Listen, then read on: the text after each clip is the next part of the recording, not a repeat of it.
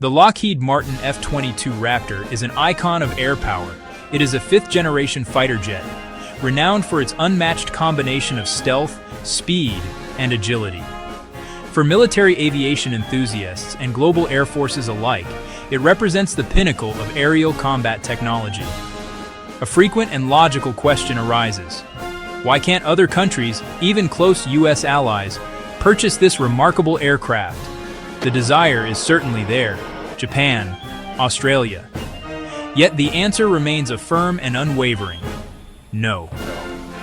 This essay will explain the complex web of reasons behind this absolute export ban.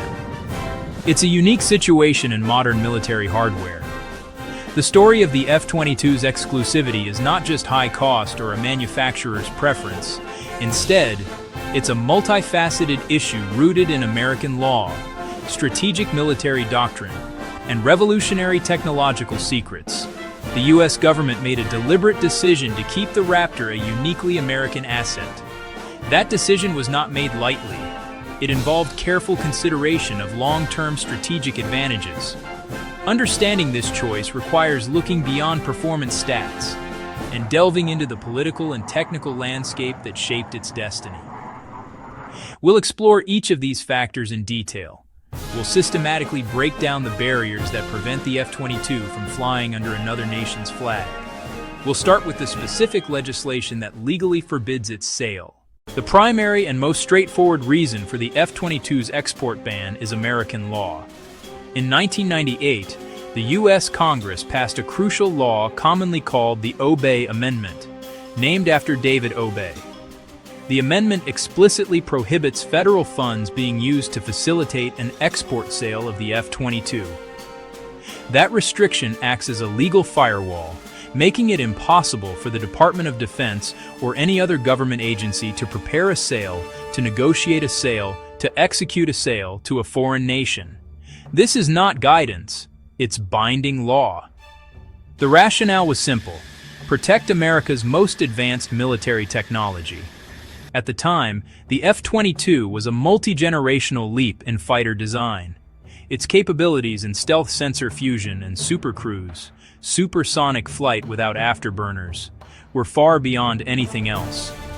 Lawmakers and military planners feared that sales abroad, even to trusted allies, could lead to leaks. The risk of an adversary acquiring, studying, and developing countermeasures was deemed an unacceptable national security threat. This legal barrier is exceptionally robust. Unlike other exports that require case-by-case approval, the F-22 has a blanket prohibition. For countries like Japan and Australia to buy one, Congress would have to pass new legislation to repeal the Obey Amendment. That would need significant political will and a compelling strategic argument. So far, no effort has gained traction. Beyond the legal restrictions, the very nature of the F-22's technology makes it a prime candidate for an export ban. The aircraft is not just an evolution of previous fighters. It is a revolution. Its design incorporates a suite of highly classified technologies that, when combined, create its unparalleled air dominance capability. The most famous of these is its stealth, or low observability. The F-22's shape materials surface coatings are all meticulously designed to make it incredibly difficult for enemy radar systems to detect, track, and target. This stealth is not a single feature, but a complex system of interlocking designs and secret materials. Advanced radar-absorbent materials are applied to the jet's skin. The secrets of the F-22's stealth go far beyond its angular appearance. Manufacturing processes for its composite materials, precise composition of its radar-absorbent coatings methods for maintaining these surfaces are among the most closely guarded secrets. Exporting the aircraft would require sharing at least some of this knowledge for maintenance and repair. That would create multiple points of potential compromise, espionage, or accidental leaks. The risk of a nation like China obtaining even a small piece could advance their stealth programs. Russia obtaining even a small piece could help develop more effective countermeasures. The F-22's secrets also extend to its Pratt & Whitney F-119 engines and its sophisticated avionics suite. The F-119 engines are a marvel, enabling the Raptor to supercruise and incorporating features that reduce its infrared signature. The design of the engine nozzles and internal cooling systems are highly classified. The avionics, particularly the AN/APG-77 radar and the sensor fusion software, represent a huge leap in situational awareness. The software integrates data from all the jet's sensors into a single intuitive display for the pilot. Protecting this integrated system is paramount. Section 4, the price of supremacy. Prohibitive costs and maintenance burdens. Even if the legal and technological barriers to exporting the F-22 did not exist, its astronomical cost would make it an unaffordable luxury for all but a handful of nations.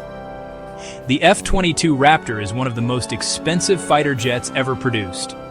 During its production run, the flyaway cost, the price of a single aircraft without including research and development, was estimated to be around $150 million per unit.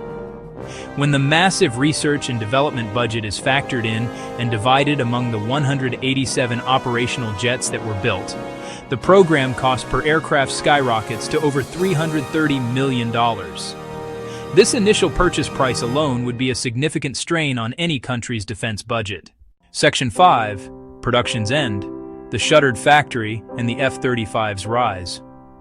Another major practical obstacle to any potential F-22 export is the fact that the aircraft is no longer in production. The final F-22 Raptor rolled off the assembly line at Lockheed Martin's facility in Marietta, Georgia, in 2012. The production line was subsequently dismantled. The specialized tooling and jigs used to build the jet's unique components were placed in storage. This decision was made by the U.S. government, under then Secretary of Defense Robert Gates, as a cost-saving measure, as a strategic shift in priorities. The high cost of the F-22 program and the changing geopolitical landscape after the Cold War led to the decision to cap the fleet at 187 operational aircraft.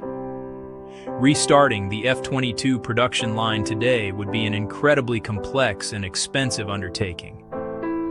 A 2017 study conducted by the U.S. Air Force estimated that it would cost approximately $50 billion to procure just 194 additional Raptors.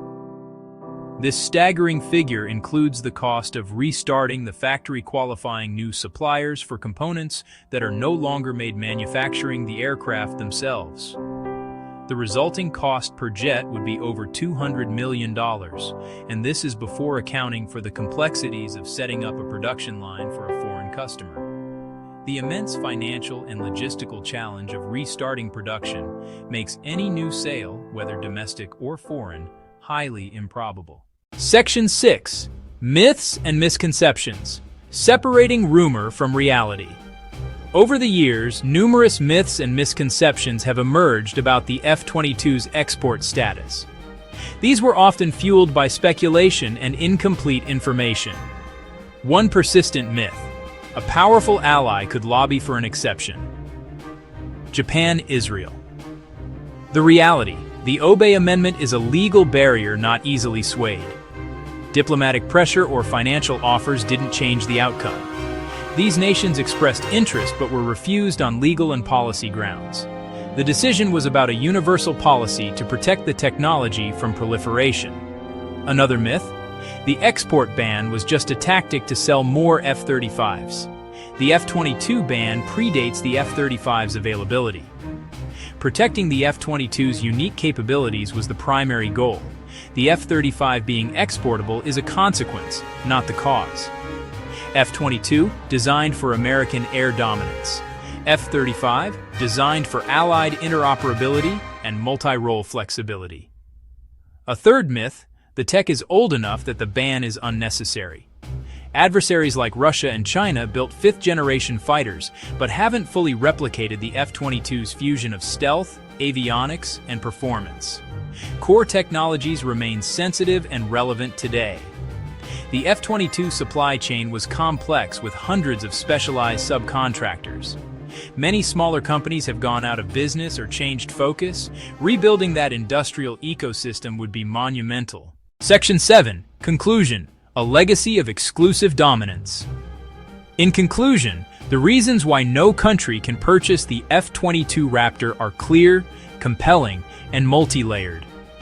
It is not a matter of a single obstacle, but a fortress of legal, technological, financial, and strategic barriers that collectively make its export impossible. The cornerstone of this fortress is the Obey Amendment, a specific act of U.S. law that explicitly forbids the sale. This legal mandate is reinforced by the profound desire to protect the revolutionary and highly classified technologies that give the aircraft its decisive edge in combat, from its advanced stealth coatings to its sophisticated sensor fusion software. These are considered national security crown jewels, not for sale at any price. Furthermore, the practical realities of cost and production provide additional, insurmountable hurdles. The staggering price tag for each aircraft, combined with its incredibly high operating and maintenance costs, would place an unsustainable burden on any foreign military budget. The F-22 Raptor's story is ultimately one of deliberate exclusivity. If you appreciate this clear, fact-based analysis of complex military topics, please subscribe to SNB Creation. We invite you to share your view in the comments below. Do you think the U.S. made the right decision in keeping the F-22 for itself, or should it have been shared with its closest